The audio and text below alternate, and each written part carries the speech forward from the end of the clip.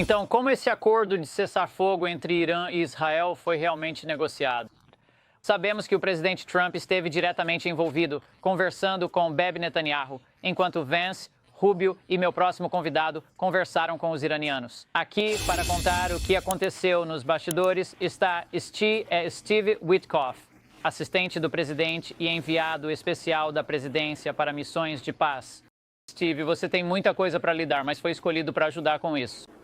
Como passamos de Israel bombardeando o Irã e nós enviando nossos B-2 com aquelas bombas destruidoras de bunkers para intermediar esse cessar-fogo apenas alguns dias depois? Leve-nos para dentro dessas negociações. Sabe, Laura, eu ouvi sua introdução e você está certa. Muita gente entendeu errado sobre o presidente. Ele tinha um objetivo. Ele não teria entrado na guerra, entrado nesses 12 dias, como ele chama, de guerra sem esse objetivo. O objetivo era eliminar o enriquecimento no Irã e a capacidade de armamento por parte do Irã, e ele alcançou seu objetivo e ele o alcançou após 12 dias.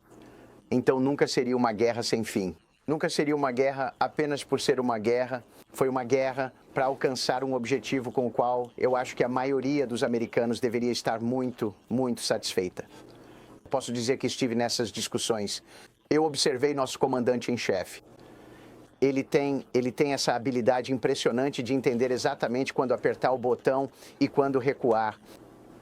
Ele alcançou o seu objetivo e isso foi o fim. Do lado iraniano dessa questão, Steve, se você puder compartilhar conosco algumas das preocupações deles e algumas de suas promessas, considerando o que vimos em alguns dos, você sabe, relatórios com essa inteligência vazada, uma avaliação inicial do que sabemos até agora. O que o Irã realmente prometeu?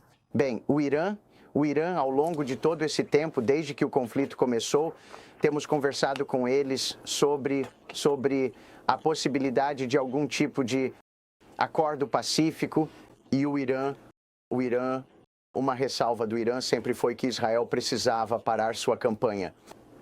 E uma vez que Israel cumpriu seu objetivo, o que aconteceu, e uma vez que os Estados Unidos cumpriram seu objetivo, que também aconteceu, a destruição total da capacidade de enriquecimento do Estado iraniano. Então o presidente pôde ir até ambas as partes e conseguir um cessar-fogo. E, aliás, a prova está nos resultados. Ninguém está atirando um no outro.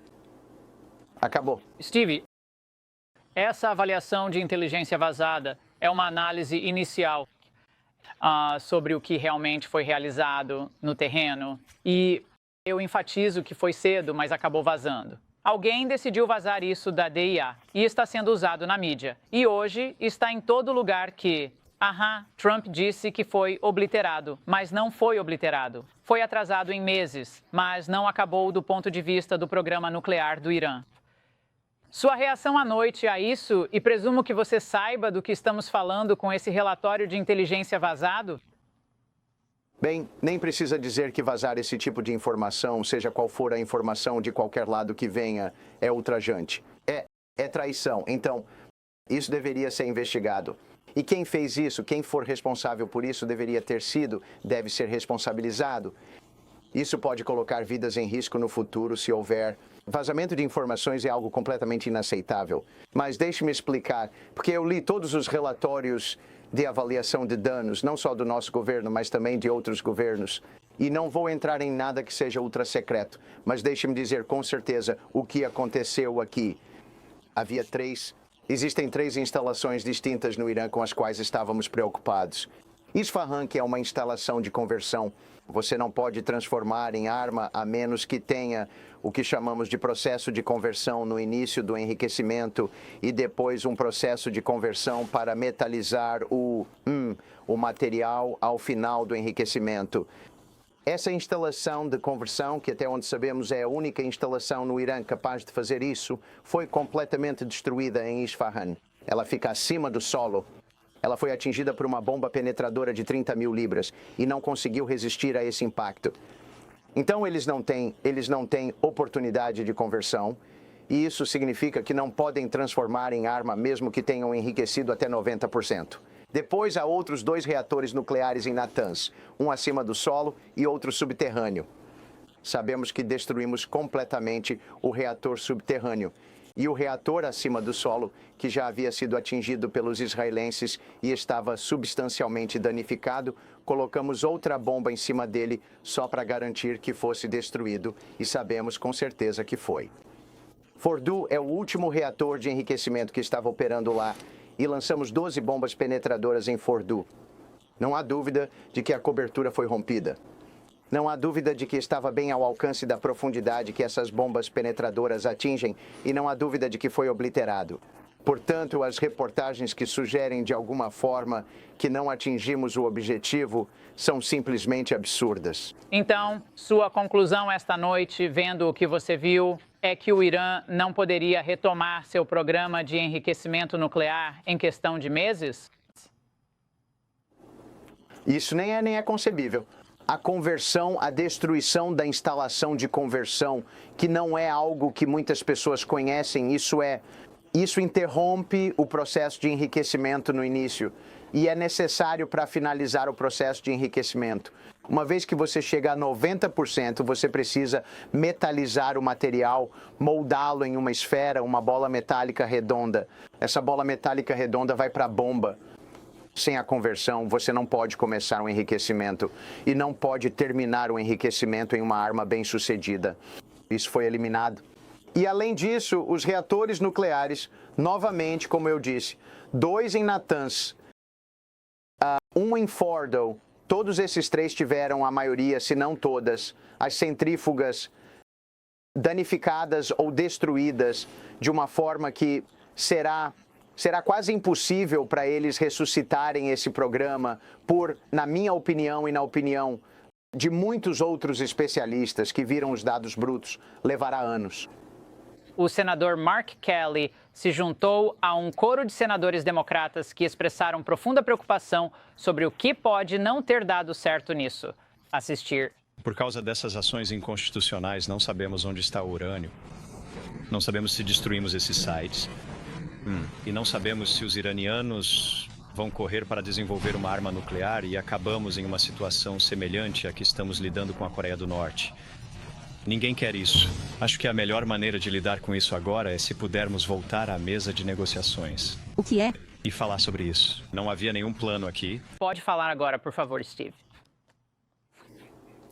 Isso é...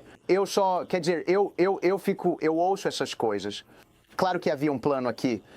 Havia um objetivo. E mesmo se houvesse material nuclear escondido, era para erradicar a conversão, o edifício de conversão, o processo de conversão que existia em Isfahan. O que fizemos, o que agora tornava absolutamente impossível transformá-lo em arma. Mas ele não se importa saber? Não importa. Ou o que? Quero dizer, sim, eu quero dizer, eles simplesmente não se importam com os detalhes. Presumo que ele seja uma pessoa muito inteligente. Ele seria capaz de compreender esses detalhes. Mas eles não estão interessados, na verdade. Eles estão interessados em difamar politicamente esta administração, sem nenhum senso nenhum senso de magnanimidade ou bom senso. E eu tenho que dizer, os americanos estão assistindo isso esta noite e eles, simplesmente levantam as mãos. Eles não sabem, eles nem têm uma resposta para isso. Mas eu preciso te fazer uma pergunta, porque o que vem a seguir, Steve, negociar um acordo com o Irã, você sabe, enquanto o cessar-fogo, esperamos, se mantém. Como isso seria dado o que você concluiu sobre esse enriquecimento de urânio e o programa como um todo? Obviamente, precisamos colocar inspetores lá dentro. Como isso seria diferente de esforços anteriores para responsabilizar o Irã por meio de inspeções? Bem, antes de tudo, a AIA está envolvida. Aliás, a AIA, Rafael Grossi, eu conversei com ele todos os dias, várias vezes ao dia. Ele concorda com as avaliações que estou te dando esta noite, Laura. Então, há bastante respaldo para a minha, para a nossa, para a opinião do governo aqui com relação aos iranianos. O presidente disse de forma inequívoca que ele quer ver e tem esperança de um acordo de paz abrangente que vá além até mesmo do cessar-fogo. Já estamos conversando entre nós, não apenas diretamente, mas também por meio de interlocutores. Acho que as conversas são promissoras. Estamos esperançosos de que possamos ter um acordo de paz de longo prazo que ressuscite o Irã, que o traga para a Liga das Nações, que crie prosperidade de longo prazo para o Irã e, mais importante ainda, permita que o CCG cresça economicamente. Eliminar esse risco era crucial para o futuro econômico e a prosperidade de toda a região do Golfo e conseguimos isso. Então, acho que agora é hora de nos sentarmos com os iranianos e chegarmos a um acordo de paz abrangente. E eu estou Steve. confiante que vamos conseguir isso. Bem, isso é emocionante. Steve, você tem cerca de 15 segundos. Você permitirá algum enriquecimento de urânio neste acordo? Não. Esses são exatamente 15 segundos de duração. Eles não precisam disso, Laura. Eles não precisam disso. O que eles precisam é de um programa civil sem enriquecimento, exatamente como Abu Dhabi tem. Eles estão operando um reator assim chamado Bushehr, onde não há enriquecimento e eles recebem combustível de fora e nós vamos trabalhar com eles nisso. Mas o que eles não precisam é de enriquecimento. Steve, muito obrigado por esses detalhes, pela sua perspectiva e por tentar esclarecer os fatos. Agradecemos muito.